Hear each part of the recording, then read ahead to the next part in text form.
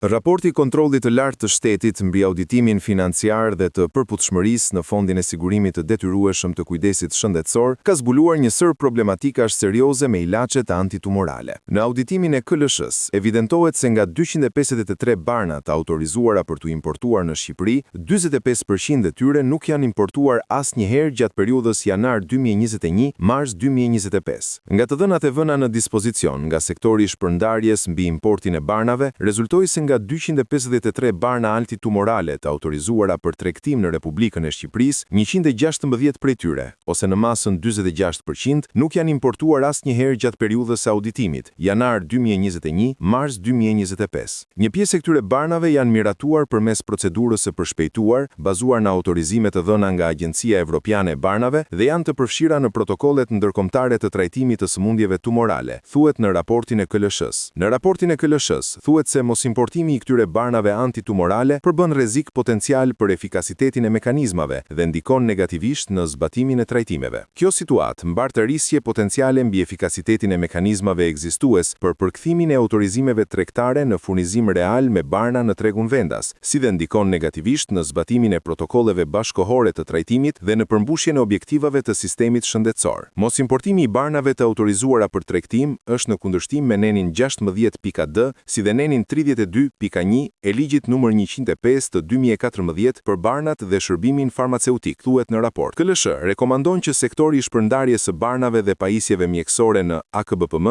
të forcojë mekanizmat për të siguruar që çdo barnë e autorizuar për tregtim të shoqërohet dhe me detyrimin për import dhe hedhje në treg, detyrim i cili do të garantonte aksesin e pacientëve në barna të domosdoshme. Sektori i shpërndarjes së barnave dhe pajisjeve mjekësore në AKBPM të rishikojë dhe forcojë mekanizmat rregullator për të siguruar që çdo bar i autorizuar për tregtim të shoqërohet me detyrimin për import dhe hedhje në treg, duke garantuar aksesin real të pacientëve në barna të domosdoshme, rekomandon KLSH. CANA ka publikuar prej disa ditësh pjesë nga ky raporti auditues i KLSH-s, që ka evidentuar një sër problemesh serioze që prekin drejt për drejt jetën e pacientëve që përdorin barna antitumorale, duke rrezikuar cilësinë dhe sigurinë e trajtimit mjekësor në vend.